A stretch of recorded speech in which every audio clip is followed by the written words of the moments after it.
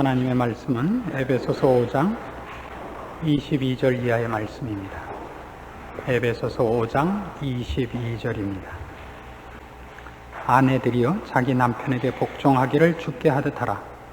이는 남편이 아내의 머리됨이 그리스도께서 교회의 머리됨과 같음이니 그가 친히 몸의 구주시니라. 그러나 교회가 그리스도에게 하듯 아내들도 범사에 그 남편에게 복종할지니라. 남편들아 아내 사랑하기를 그리스도께서 교회를 사랑하시고 위하여 자신을 주심같이 하라. 이는 곧 물로 씻어 말씀으로 깨끗하게 하사 거룩하게 하시고 자기 앞에 영광스러운 교회로 세우사 티나 주름 잡힌 것이나 이런 것들이 없이 거룩하고 흠이 없게 하려 하심이니라. 이와 같이 남편들도 자기 아내 사랑하기를 제 몸같이 할지니 자기 아내를 사랑하는 자는 자기를 사랑하는 것이라. 누구든지 언제든지 제 육체를 미워하지 않고 오직 양육하여 보호하기를 그리스도께서 교회를 보양함과 같이 하나니 우리는 그 몸의 지체임이니라. 이러므로 사람이 부모를 떠나 그 아내와 합하여 그 둘이 한 육체가 될지니 이 비밀이 크도다. 내가 그리스도와 교회에 대하여 말하노라. 그러나 너희도 각각 자기의 아내 사랑하기를 자기같이 하고 아내도 그 남편을 경외하라. 6장으로 넘어가시면 부모와 자녀의 얘기들과 5절 이하의 종과 상전에 관한 얘기가 나옵니다. 6장 10절 이하에 가면 여러분 잘 아시는 대로 전신갑주를 입는 이제 싸움에 관한 영적 전투에 관한 얘기들이 이제 끝을 맺게 됩니다. 제가 어려서 신앙생활을 하면서 가장 큰 문제거리로 생각하고 늘 의문거리로 가지고 있었던 것 중에 하나가 기독교는 내세에 관해서는 할 말이 있는데 왜 현실의 문제에 대해서는 발언권이 없느냐 하는 것이 큰 의문거리였고 마음에 납득이 되지 않는 것이었습니다. 그래서 신자들의 신앙을 점검할 때마다 놀라는 것은 그것이 어떤 종교의 형태화가 된 것으로는 잘 아는데 그 형태화된 것 말고 다른 문제들에 대해서는 세상 사람들만 못하다는 사실입니다. 우선 가장 안 되는 것이 대화가 안 되죠. 서로 우기고 명분을 앞세우는 데는 익숙하지만 남의 말을 듣고 융통성이 있고 상대방 입장이 돼주고 하는 문제들은 신자들이 훨씬 편협하고 훈련이 되어 있지 않은 것이 아닌가 싶습니다. 오늘부터 시작되는 이 부부에 관한 얘기, 부모와 자녀의 얘기, 종과 상전의 얘기를 하면서 우리는 맨 처음 이런 것부터 깨우쳐야 되는 것입니다. 신앙생활이란 얼마나 현실적인가 하는 것입니다. 현실적이라는 것은 관념론이나 머릿속에 둔 얘기가 아니라 실제로 사는 얘기더라 이겁니다. 사는 문제에서 신앙인답게 하지 못한다면 그의 신앙은 사실은 절반도 못 미친 것이라고 생각해야 됩니다. 그래서 아마 야고보는 그의 서신에서 행함이 없는 믿음은 죽은 것이라는 얘기를 했을 것입니다. 우리가 지금 부부에 관한 얘기, 부모와 자녀의 얘기, 종과 상전의 얘기로 들어가기 전에 이 모든 것을 관통하는 하나의 법칙이 있습니다. 그것은 21절에 있는 그리스도를 경외함으로 피차 복종하라는 얘기입니다. 그리스도를 경외함으로 피차 복종하는 것이 무엇으로 나타나느냐 그러면 현실적인 문제로 나타난단 말이죠. 부부관계에서, 부모와 자녀의 관계에서, 상전과 종의 문제에서 나오지 그것이 기도할 때나 부흥회를 할 때 주제로 나오거나 신자끼리 모여서 말싸움할 때 나오는 얘기가 아니더라 이겁니다. 신자가 갖는 신앙생활의 가장 핵심되고 중요한 것 내용이 무엇이겠느냐 그러면 종교적인 형태의 싸움이 아니라 이런 예를 자꾸만 들어서 죄송합니다마는 기도를 많이 하거나 성경을 많이 읽거나 전도를 하거나 직장에서 신우회를 모이는 것마저도 아니고 복종하는 것이라 그럽니다. 이 성품을 만들기로 노력하셔야 됩니다. 복종하십시오. 빌립보서 2장 1절 이하의 말씀으로 얘기를 하자면 남을 나보다 낫게 여겨랍니다. 남을 나보다 낫게 여겨라. 고린도전서 6장에 의하면 사도 바울은 신자와의 문제를 이렇게 언급하는 데가 있죠. 차라리 불의를 당해라. 차라리 속으라. 이런 것들이 성경이 얘기하는 신자의 신자된 본질들입니다. 남 앞에 나서서 어떻게 그리스도를 위하여 목청을 돋구는가, 횃불을 드는가, 이런 싸움이 아니더란 말이에요. 훨씬 자질구레하고 사소한 싸움으로 그 원래의 원리들과 목표와 본질들이 녹아나와야 된단 말입니다. 그래서 이것이 복종에 관한 문제이기 때문에 언급된 세 개의 문제들, 즉 부부의 문제, 부모와 자녀의 문제, 상전과 종의 문제가 복종을 주제로 하고 그것을 요구하는 일관된 문제의 실천에 관한 것이기 때문에 복종이 요구되는 쪽이 앞장을 서서 나옵니다. 아내들아 남편에게 복종하라. 자녀들아 부모에게 순종하라. 종들아 상전에게 복종하라. 복종에 관한 문제입니다. 그래서 우리의 신앙 문제에 있어서도 우리가 생각해야 될 건 무엇이냐 하면 요즘같이 여성운동이 일어난 식으로 따지자면 왜 언제나 남자는 미스터라고 하나로 되는데 여자는 미스와 미세스로 나누느냐? 그래서 뭐라 그러기로 했죠? 미즈로 하기로 했죠. 아무래도 좋아요. 뭐 미즈를 하든지 뭘 하든지 그건 아무래도 좋지만 여성 해방 운동이라는 것은 불신 운동 중에 아주 대표적인 운동입니다. 그래서 물론 이렇게 얘기할 수 있습니다. 왜 여자가 남자에게 복종을 해야 되며 왜 남자에게 굴복을 해야 됩니까? 거기에 대한 답변입니다. 그러니까 우리의 생애 속에서 마치 여자라는 이유 하나만으로 남자에게 권위상의 질서를 유지하기 위한 복종을 해야 되는 것이 억울하다는 것을 주께 복종하는 것으로 그 억울함을 감수하는 자리에 들어가는 것으로 자기를 훈련해내라 이겁니다. 종이 상전에게 얼마나 억울한 일을 많이 당합니까? 종과 상전이라는 것은 그건 얘기가 통하지 않습니다. 요즘 같은 노사 문제가 아닙니다. 계약관계에 있지 않습니다. 주인과 종이라는 것은 주인이 생사여탈권을 갖고 있고 그의 소유요, 물건 취급을 합니다. 그가 때리고 싶으면 때리고 죽이고 싶으면 죽이고 희롱을 하고 싶으면 희롱을 할 수 있는 것이 주인과 종입니다. 그러나 종 보고 뭐라 그래요? 종 보고 주인 상전에게 복종하랍니다. 우리 삶에 있어서 신앙을 가장 많이 쥐어 흔드는 큰 시험거리가 있다면 뭐냐 하면 억울함이지요. 억울함.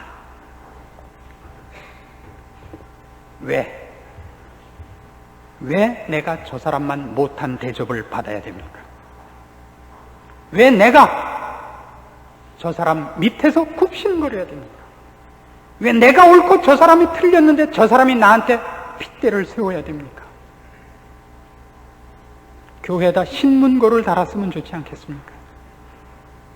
억울할 때마다 그 북을 두들겨 우리 주님이 직접 우리의 하소연을 들어줄 수 있다면 얼마나 좋겠습니까? 주님 뭐라고 답변하실 것 같습니까? 네가 옳고 네가 틀렸다 이렇게 할 것 같습니까? 아니요. 넌 왜 아직도 복종을 못하고 있느냐? 이렇게 꾸짖으실 거라는 거 상상해 본 적이 있습니까? 성경은 결단코 여자가 남자만 못하다든가 종이 상전만 못하다는 차원에서 복종을 요구하고 있는 것이 아닌 것입니다. 죽게 하듯입니다.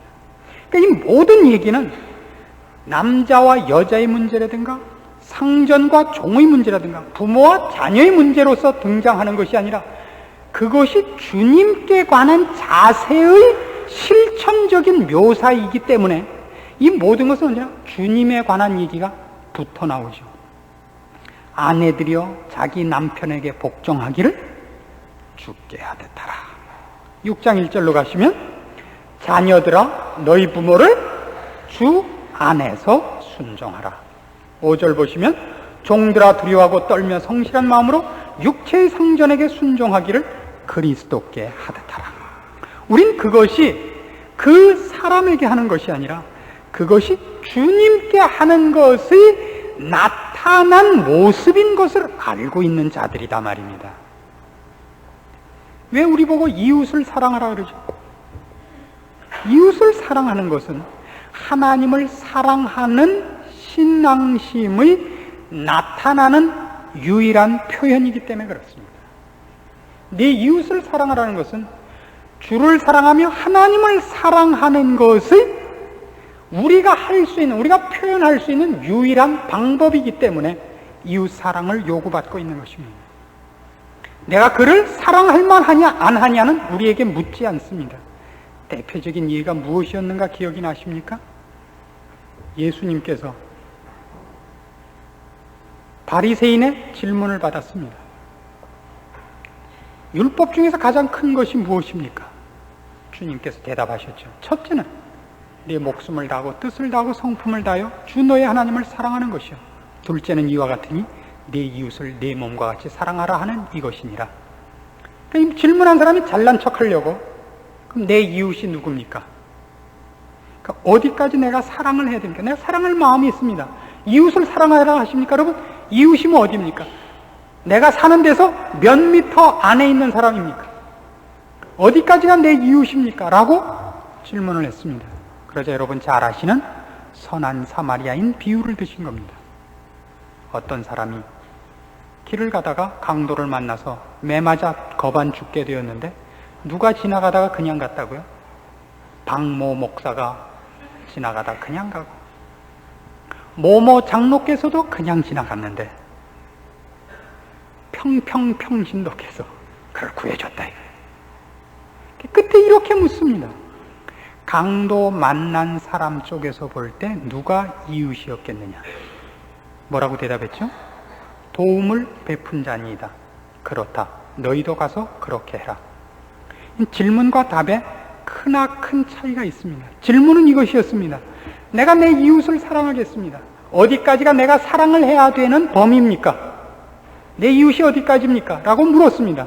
주님의 대답은 도움을 받은 쪽, 필요한 쪽에서 보았을 때 이웃이 누구였겠느냐고 묻습니다. 내가 어디까지 해야 됩니까? 라고 묻지 않고, 그러니까 내가 사랑할 만하고 사랑을 할 가치가 있는 사람을 골라서 하려고 하지 마십시오. 다른 말로 해서 내가 한 사랑이 보답받는 일, 생생나는 일, 가치 있는 일이라고, 보람 있는 일이라고 따져서는 안 됩니다.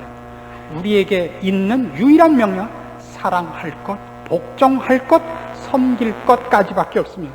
그 섬김이 어떤 효과가 있었느냐는 묻지 않아야 되는 겁니다. 교회가 하는 구제 사업 중에 가끔 이런 미스가 생깁니다. 우리가 아무한테나 구제를 할 것이 아니라 보람 있는 사람을 고르자. 밑 빠진 독에 물 붓지 말고 도와줘서 몇 년 지나면 그가 자립할 만한 사람, 스스로 자신을 돕는 사람을 선별하자. 교회도 아무데나 갔다가 도울 것이 아니라 3년이고 5년이고 도와서 그 교회가 자립할 만한 교회를 돕자. 그래서요, 나중에 그 교회가 괜찮아져갖고 저 교회는 우리가 도와줘서 오늘날에 저 교회가 됐노라고 재고 싶은 거 혹시 아닐까요?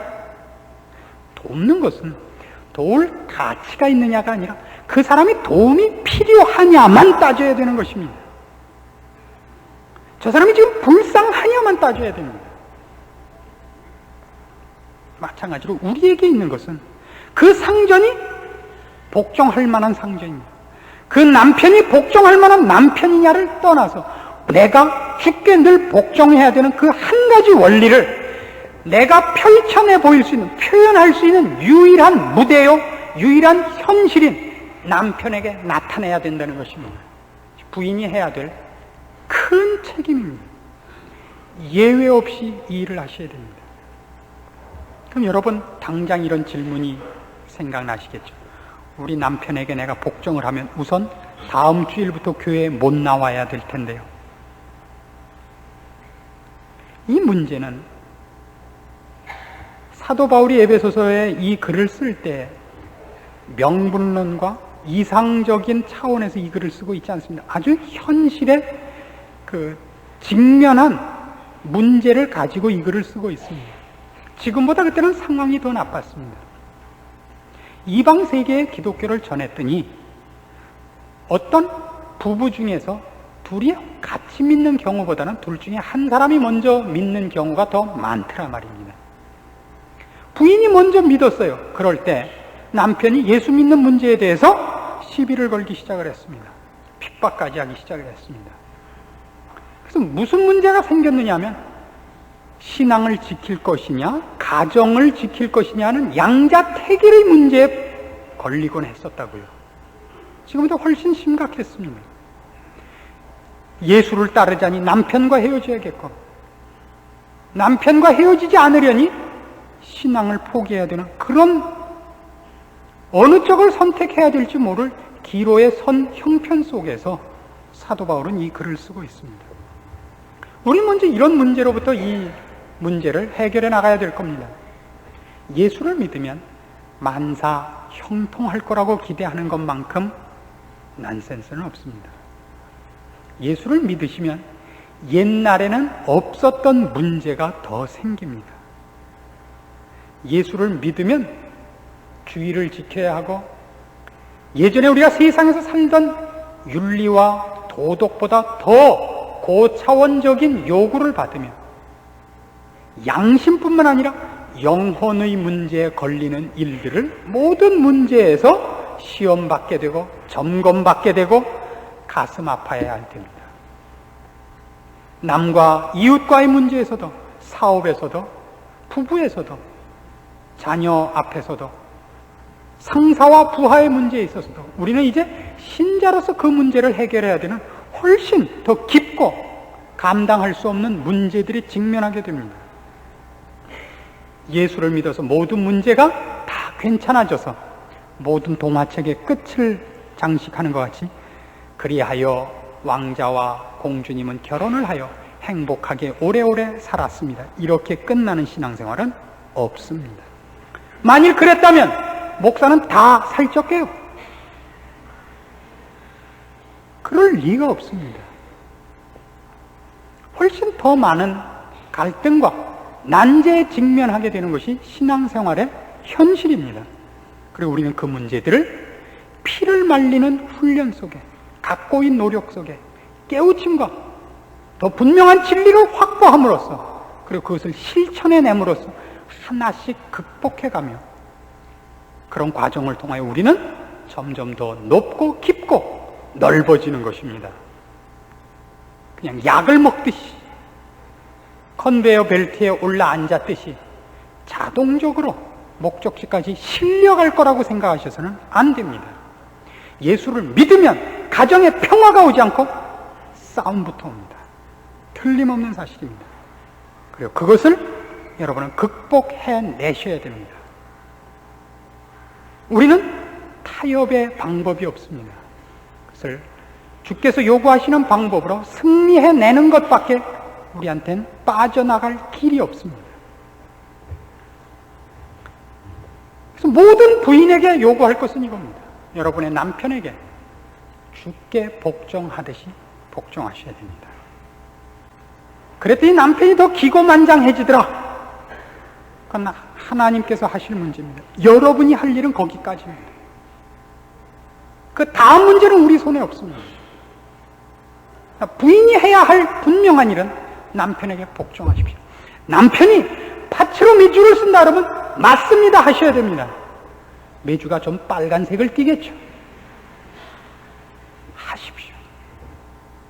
남편이 그래야 된다면 그건 옳으신 말씀이요 지당하신 말씀입니다. 따르십시오. 여러분이 하셔야 할 큰 신앙의 실천입니다. 신앙의 실천입니다. 그리고 끊임없이 기도를 하십시오.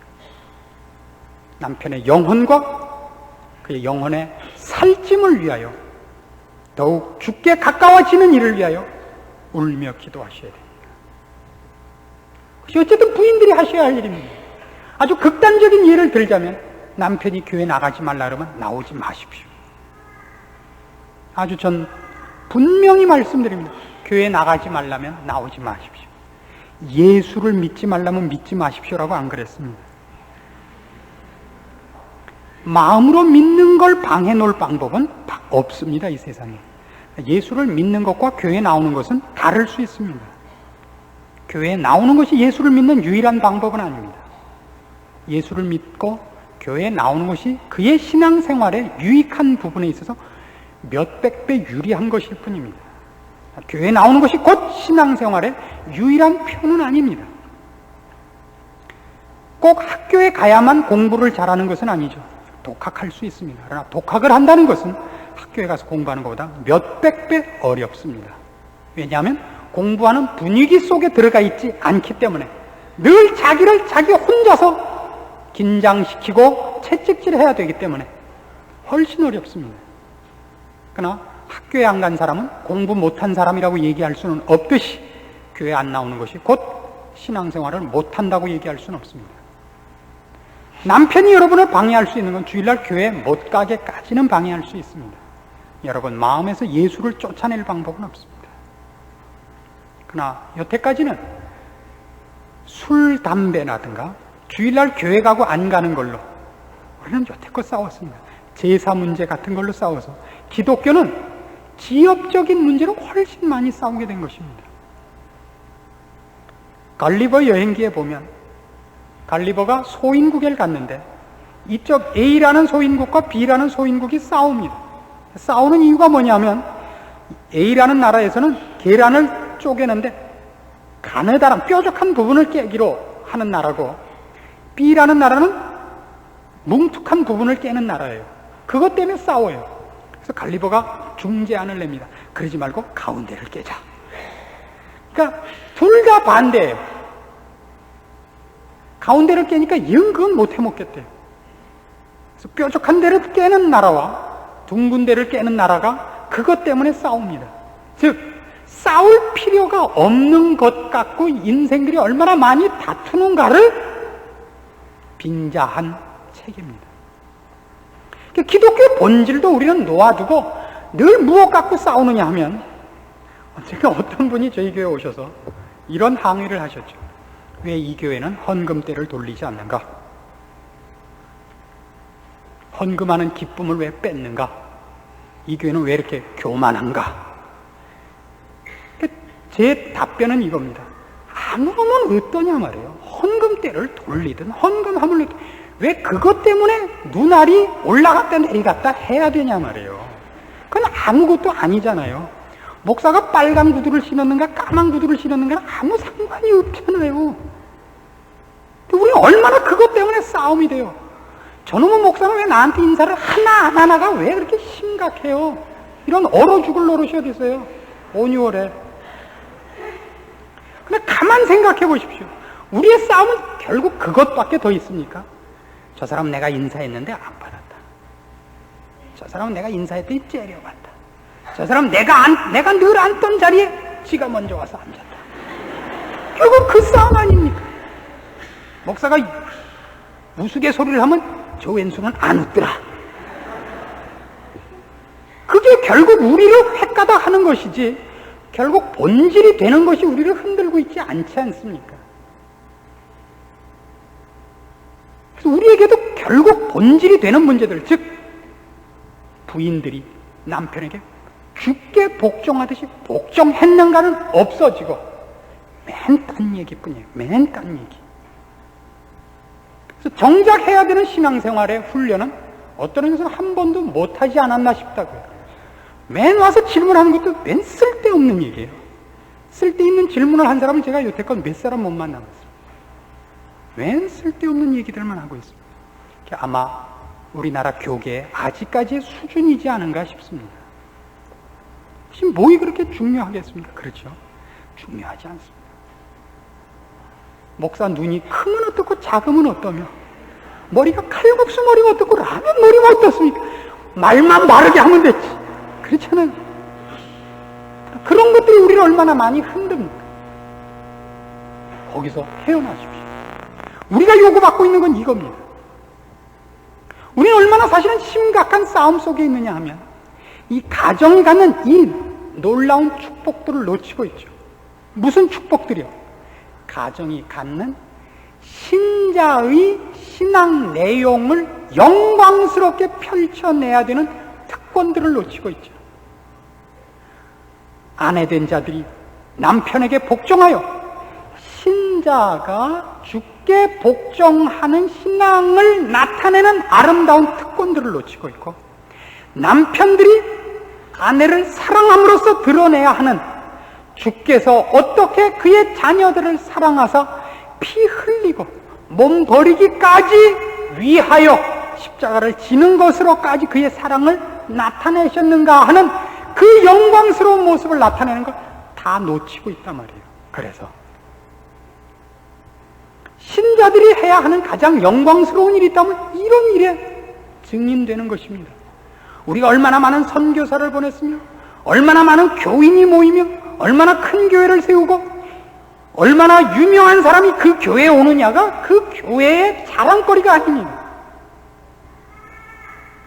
그 교회에서 신앙생활하는 사람들이, 그 개인들이, 그 가정들이 이 우리 신앙의 본질이 되는 이 영광스러운 것들을 그의 삶 속에, 그의 생활 속에 얼마나 누리며, 스스로가 누리며 그의 누림이 흘러 넘쳐 이웃들에게 눈부신 것으로, 이웃들로 하여금 부러운 것으로 나타내는가 하는 그 싸움들을 놓치고 있더라 말이죠. 그것이 비극인 줄 아셔야 됩니다. 그래서 여러분, 가정에 부탁할 것은 이겁니다. 남편은 아내에게, 아내는 남편에게, 서로가, 아내만의 문제는 아닙니다. 아까 21절에 있었던 것 같이 그리스도를 경외함으로 피차 복종할 문제라는 걸 잊지 마십시오. 아내의 복종은 정말 복종하는 것으로 나타나고, 남편의 복종은 사랑이라는 것으로 나타나겠죠. 대접해야 됩니다. 그래서 아무리 심각한 문제가 있을 때에도 반말을 하지 마십시오. 아무리 심각한 문제에서도 반말을 하지 마십시오. 절대 해서는 안 되는 말이 있습니다. 우리 헤어집시다. 그 다음에 이것과 방불하게 나쁜 말이 있어요. 난 당신이 그런 사람인 줄 몰랐어요. 그럼 어떡하란 말이에요? 그 말은 절대 해서는 안 돼요. 난 당신이 그럴 줄은 몰랐어요. 그 말 하면 절대 안 됩니다. 그 말을 했다는 것을 제가 알면 그분의 혓바닥을 묶어놓겠습니다. 그 말은 하지 마십시오. 아무리 화가 나도. 물론 화났다는 표현을 하는 것이겠죠. 그러나 말이 씨가 되는 겁니다.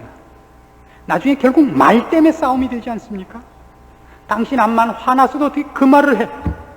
이게 결국 나중에 우리는 싸움이 늘 흘러가지, 처음에 싸우려던 주제가 끝까지 가는 예가 없잖아요. 나중에 꼭 이거 하네. 너 몇 살이야? 꼭 일로 가는 거 아니에요. 처음 싸우던 문제는 없어지는 거니까. 언제나 그 문제, 바로 그 문제를 꼭 마음에 두십시오. 존경하는 것과 대접하는 것을 넘어서지 마십시오. 그걸 무너뜨리지 마십시오. 여러분이 밖에서 혹 차끼리 부닥쳐서 접촉사고가 나서 싸울 때도 꼭 그렇게 싸우십시오. 경어를 쓰시고 막말을 하지 마십시오. 화난 것을 다른 것으로도 얼마든지 표현할 수 있습니다. 막말을 하지 마십시오. 모든 사람에게 대접하는 자세와 말을 꼭 지키십시오. 어떤 경우에도 이 부분을 놓치지 마십시오. 그걸 놓치면 바로 그것이 주를 경외하는 것을 놓치는 순간이라고 성경이 얘기하기 때문입니다. 여러분이 신앙을 놓치고 있는 것입니다. 그리고 그것은 그런 의미에서 우리 생활의 전 영역에 걸쳐서 실천할 문제가 될 것입니다. 어떤 경우에도 상대방을 대접하는 것, 높여주는 것을 놓치지 말고 여러분의 싸움을, 여러분의 논쟁을, 여러분의 무슨 비난을, 무엇을 해도 좋은데 그것만은 뺏기지 않겠다고 결심하셔야 됩니다. 실천해 보십시오. 여러분은 여러분이 괜찮은 사람이 됐다는 것을 느끼게 되실 것이고, 그리고 우리가 겪었던 많은 싸움들이 사전에 예방되는 것을 경험하실 것입니다. 주께서 나와 나의 생애를 통하여 영광 받으실 것이고, 우리가 주를 경외함으로 그 안에 있는 모습들을 남들도 보고 우리를 대접할 것이며, 우리의 자세에 대하여 놀라는 것을 경험하시게 될 겁니다. 이것이 우리의 권리입니다. 책임일 뿐만 아니라 이것이 우리의 특권이요, 복입니다. 이걸 뺏기지 마십시오. 여러분, 가정생활과 사회생활과 모든 생활에서 여러분이 대접을 받는 사실은 유일한 길이요, 우리의 복인데 우리가 놓쳤던 것임을 놓치지 마십시오. 기도하십시다. 하나님 아버지, 은혜를 감사합니다. 우리의 더러운 입술과 더러운 마음을 주께서 이제는 주의 자녀답게 고치시며 거룩해 하시며 아름답게 하심을 인하여 감사드립니다. 구습을 벗고 옛사람을 벗어던지고 이제 우리 입술에 찬미하는 것과 감사하는 것과 사랑하는 것만으로 채우기를 기뻐하심을 우리가 말씀을 통하여 배웁니다. 우리의 완악하고 미련한 것을 깨우치사 이 축복된 길, 주께서 요구하시는 길 뒤쫓아 우리의 특권을 누리며 주의 영광을 우리 생애, 우리의 삶 속에 드러내는 일 감당하게 하여 주시옵소서. 그리하여 하나님 그 크신 이름으로 말미암아 사는 인생의 복됨을 우리로 누리고 체험하고 맛보고 감사하는 일들이 주의 자녀들과 그 가정에 넘치게 하시옵소서. 예수님의 이름으로 기도합니다. 아멘.